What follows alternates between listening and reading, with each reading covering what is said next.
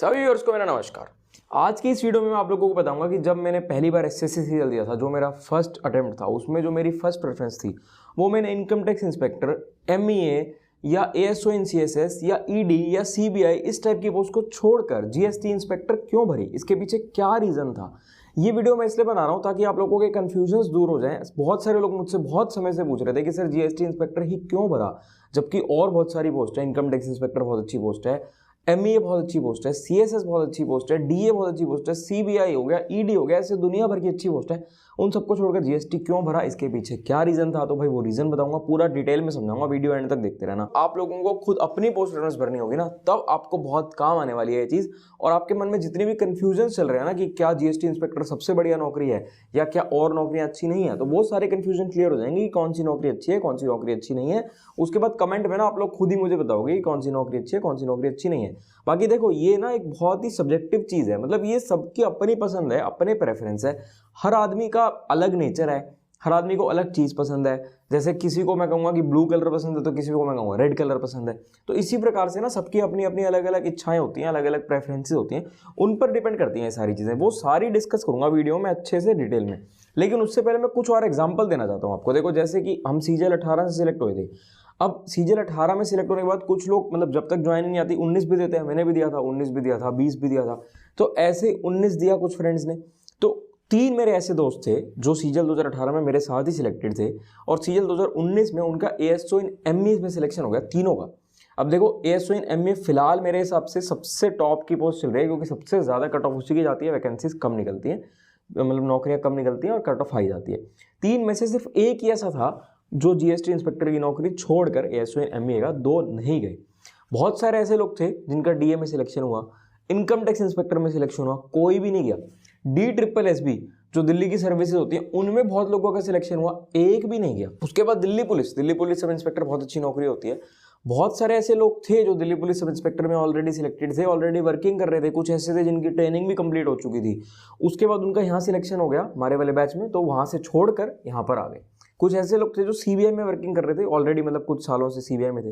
कुछ ऐसे थे जो एएसओ इन सीएसएस यानी कि सेंट्रल सेक्रेटेरिएट सर्विसेज में थे, मतलब वो सारे छोड़कर यहाँ पर आ गए। अब भाई ऐसा क्या है इस नौकरी में, वही चीज मैं आप लोगों को समझाने के लिए आया हूँ कि ऐसा क्या है इस नौकरी में। अब अगर मैं अपना ही एग्जाम्पल उठा लूँ तो मुझे एग्जामिनर भी मिल जाता, पीओ भी मिल जाता। मतलब एक समय था, कुछ साल पीछे अगर आप चले जाओगे तो एग्जामिनर और पीओ की सबसे ज्यादा कट ऑफ जाती थी। बहुत मुश्किल से मिलता था एग्जामिनर और पीओ, और मुझे एग्जामिनर और पीओ दोनों ही मिल जाते, और दोनों जो मेरी प्रेफर्ड, मतलब जो मैं लोकेशन भरता वही लोकेशन मिल जाती। उसके बाद और बहुत सारी पोस्ट हैं जो मुझे मिल जाती, लेकिन नहीं, मैंने उनको नहीं भरा और जीएसटी को फर्स्ट प्रेफरेंस पे भरा। सेकंड प्रेफरेंस मैंने सीबीआई भरी थी। जीएसटी, सीबीआई, ईडी और डीए, मतलब ये मेरी प्रेफरेंस थी। मुझे 99.9% कंफर्म था कि जो मेरी फर्स्ट प्रेफरेंस है वही मिल जाएगी, और उसमें जो मुझे डिजायर्ड जोन चाहिए वही जोन भी मिल जाएगा। फिर भी देखो, भरनी तो होती है, इसलिए सारी पोस्ट भरी थी, लेकिन जो टॉप की 4 पोस्ट बताई हैं ये मैंने सोचकर भरी थी।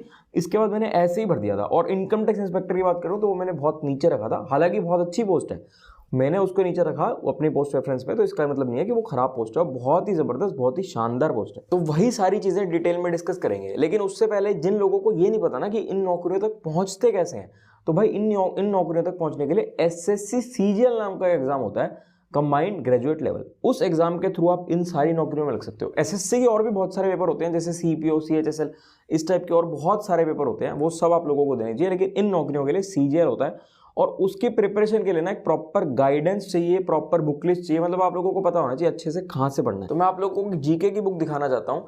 ये जीके की स्मार्ट बुक है, ये टेक्स्ट बुक की बुक है, स्मार्ट क्वेश्चन बैंक है। इसमें आपको 4000 से भी ज्यादा, लगभग 4000 सवाल मिल जाते हैं। अब देखो, इस बुक के बेनिफिट्स क्या क्या हैं।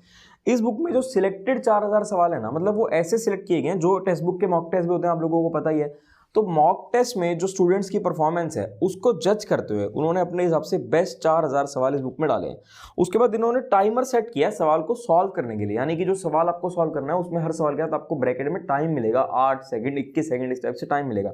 वो टाइम इन्होंने कैसे निकाला, इन्होंने एवरेज निकाली टॉपर्स की और जो बाकी और जितने भी स्टूडेंट्स थे उनकी एवरेज निकाल के कि बेस्ट समय कितना है, कितने समय के अंदर आप लोगों को वो सवाल सॉल्व करना चाहिए। उसके बाद इसमें सॉल्यूशन दिए गए हैं प्रॉपर तरीके से। आप लोग सॉल्यूशन देखोगे तो मतलब सेल्फ एक्सप्लेनेटरी है, आपको प्रॉपर एक्सप्लेनेशन है, अच्छे समझ में आ जाएगा, और स्मार्ट आंसर की है। ये टेक्स्ट बुक की और एस चांद पब्लिकेशन की बुक है। इसमें करीब करीब 4000 सवाल हैं और ये जीके की बुक है। और सिमिलरली और बाकी सब्जेक्ट की भी बुक्स आप लोगों को मिल जाएंगी ऐसे ही स्मार्ट बुक ही, और इंग्लिश हिंदी दोनों में मिल जाएंगी आप लोगों को बुक्स। इन बुक का लिंक मैं आप लोगों को डिस्क्रिप्शन में दे दूंगा, तो अगर आप लोग प्रिपरेशन कर रहे हैं तो आपके लिए हेल्पफुल है बुक्स, आप लोग देख लेना। अगर आपको अच्छी लगे तो आप लोग ले सकते हो ये बुक्स। अब बात करता हूँ अपनी पर्सनल की मेरे क्या क्या रीजंस थे जीएसटी इंस्पेक्टर को भरने के। देखो शुरू से स्टार्ट करेंगे, हर चीज के बारे में बात करेंगे। सबसे पहले तो मुझे पता था कि 99.9% जीएसटी इंस्पेक्टर तो मिलेगा, ये तो था ही, क्योंकि जिस हिसाब का स्कोर था, बस सीपीटी का था, लेकिन सीपीटी पे अच्छा हुआ था, सीपीटी का बाद में आता था रिजल्ट, वो भी अच्छा हुआ था। जिस हिसाब का स्कोर था पता था कि ये तो मिलना ही मिलना है। अब बात थी जोन की, तो जोन की भी हम लोगों ने जो एनालिसिस किया था उसमें 99.9% था कि जो दिल्ली जोन है, जो प्रेफर्ड जोन है, वो मिल जाएगा। अब देखो भाई 0.1% का रिस्क तो हमेशा ही रहता है, हर चीज में ही रहता है। तो इस चीज को देखते हुए मुझे पता था कि ये मिल जाएगा, तो मैंने जीएसटी भरा। अगर मुझे ये लगता ना कि मुझे दिल्ली जोन नहीं मिलने वाला, अगर मुझे डाउट होता कि भाई दिल्ली जोन नहीं मिल रहा, इस तरीके के चांसेस होते, तो मैं क्या भरता, तो मैं examiner, PO, CBI, ED, DA, इनमें से भरता कुछ ना कुछ। क्योंकि एग्जामिनर, पीओ, इनका काम काफी हद तक जीएसटी इंस्पेक्टर जैसा रहता है। क्यों रहता है वो भी अभी आप लोगों को बताऊंगा। आप लोग कहोगे भाई वो अलग चीज है, वो अलग चीज है, नहीं वो भी बताऊंगा। इनका काम काफी हद तक सेम रहता है। और सीबीआई तो भाई मतलब सीबीआई का तो मुकाबला है ही नहीं, मुझे तो बचपन से ही मतलब वो शौक था सीबीआई का बहुत ज्यादा। और ईडी बहुत बढ़िया, आप लोगों को पता ही है। डीए बहुत अच्छी नौकरी है, मैं ये भरता, लेकिन मुझे था कि दिल्ली जोन मिला है, इसलिए मैंने जीएसटी भर दिया। अब और क्या क्या रीजंस थे, देखो जो दिल्ली जोन में जीएसटी इंस्पेक्टर है ना, उसमें जीएसटी और कस्टम्स दोनों में आप लोगों को नौकरी करने का मौका मिलता है। मतलब इतना अच्छा एक्सपोजर है, जो मैं अभी कह रहा था ना कि काफी हद तक सेम है।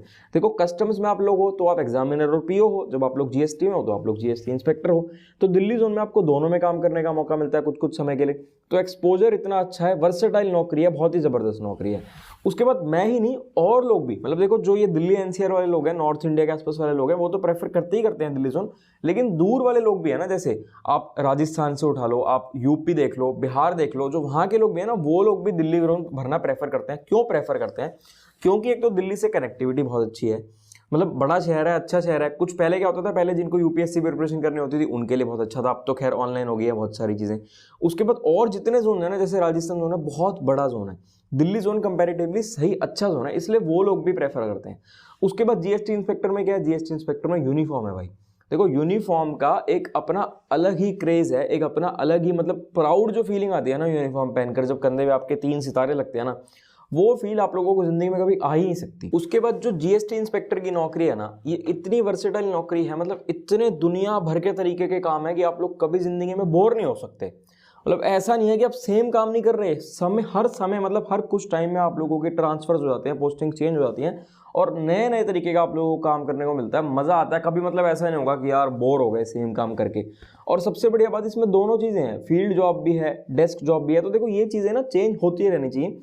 हम मतलब लाइफ में ना इंसान की जो प्रायोरिटीज हैं, जो प्रेफरेंसेस हैं, वो चेंज होती रहती हैं। कभी हो सकता है उसका मतलब यूं हो कि यार अब फील्ड जॉब बहुत होगी, डेस्क जॉब चाहिए, कभी ये होगी डेस्क जॉब बहुत होगी, फील्ड जॉब चाहिए। तो इस चीज़ का बहुत बेनिफिट है। उसके बाद जो फैमिली लाइफ है, मतलब जो टाइम मैनेजमेंट है, आप लोगों को जो ऑफिस आवर्स हैं और आप लोगों को जो फैमिली के लिए समय मिल पाता है, अपना पर्सनल समय, वो चीज़ उसका जो बैलेंस है ना, वर्क लाइफ बैलेंस बोलते हैं जो, वो बहुत बढ़िया है इस नौकरी में। सैलरी तो आप लोगों को पता ही है, सैलरी बहुत ज़बरदस्त है, सोशल रिस्पेक्ट है, लेकिन सैलरी और सोशल रिस्पेक्ट तो और भी बाकी पोस्ट में भी है बहुत अच्छी। मतलब ये जो मैं इसके आप लोगों को पॉजिटिव पॉइंट्स बता रहा हूँ, ऐसा नहीं है कि और नौकरियों में ये सब चीज़ें नहीं है, और भी बहुत सारी नौकरियों में ये चीज़ें हैं, लेकिन मैं अपने रीजंस बता रहा हूँ कि मेरे पर्सनल रीजंस क्या थे इस पोस्ट को लेने के लिए। उसके बाद मुझे लोकेशन जो थी, लोकेशन मुझे ये था कि भाई देखो फर्स्ट प्रेफरेंस तो वही है कि घर के पास ही चाहिए ना। जब बिल्कुल ही वर्स्ट केस हो जाए कि घर के पास नहीं मिल रही, तब एक अलग मजबूरी है कि चलो ठीक है कोई दूसरी नौकरी देख लो, लेकिन उस रीजन को देखते हुए मैंने ये भरी। तो जो मेरे पर्सनल रीजंस थे ना, मेरे पर्सनल रीजंस तो ये सारे थे जो मैंने आप लोगों को बता दिए हैं। बाकी भाई आप लोग कमेंट में बता देना अगर मैंने आप लोगों को कुछ गलत बताया हो, जो आप जिस चीज़ से आप लोग डिसएग्री करते हो कि नहीं ये चीज़ गलत है, या कुछ आप लोगों को कुछ आप लोग इसमें ऐड करना चाहो या कुछ आप पूछना चाहो, कमेंट कर देना। बाकी इंस्टाग्राम, टेलीग्राम सारे लिंक्स हैं डिस्क्रिप्शन में। हमारा नया चैनल है कपूर गुरुकुल क्लासेस, जिन्होंने अब तक उसको सब्सक्राइब नहीं किया फटाफट से जाकर के सब्सक्राइब कर दो। ठीक है, फिर मिलेंगे आपसे अगली वीडियो में।